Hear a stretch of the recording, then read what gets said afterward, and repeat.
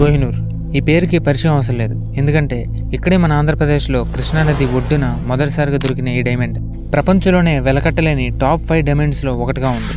ఎందుకంటే ఇలాంటి డైమండ్స్ తయారవ్వాలంటే చాలా రేర్ కండిషన్స్ ఉండాలి. కేవలం దీనిలో ఉన్న కార్బన్ అణువుల బాండ్ ఫార్మేషన్ని బట్టి అది 10 రూపాయలు కూడా విలువలేని గ్రాఫైట్గా ఉండాలా, లేదా లక్షల కోట్ల విలువైన కోహినూర్ లాంటి డైమండ్గా మారాలా అన్నది డిసైడ్ అవుతుంది. జనరల్గా మనపైన అంటే ఈ భూమి ఉపరితలం పైన 0.0001 GPa ప్రెషర్ ఉంటుంది. కానీ ఈ డైమండ్స్ అనేవి దీనికన్నా 50,000 రెట్లు ఎక్కువ ప్రెషర్లో భూమి లోపల సుమారు 150 నుంచి 200 కిలోమీటర్ల లోతులో 1000 డిగ్రీల సెంటీగ్రేడ్ టెంపరేచర్లో కొన్ని వందల కోట్ల సంవత్సరాల పాటు జరిగే రసాయనిక చర్యల్లో మాత్రమే ఇలాంటి అద్భుతమైన వజ్రాలు తయారవుతాయి. ఇలా తయారైన డైమండ్స్ ఏదైనా అగ్నిపర్వతాలు పెరిగినప్పుడే లోపలి లావాతో పాటు బయటకు వచ్చేస్తాయి, లేదంటే భూమి లోపల అలానే మిగిలిపోతాయి.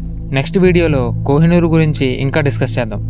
ఈ షార్ట్ నచ్చితే లైక్ చేసి మన ఛానల్ని సబ్స్క్రైబ్ చేసుకోండి. Thank you for watching.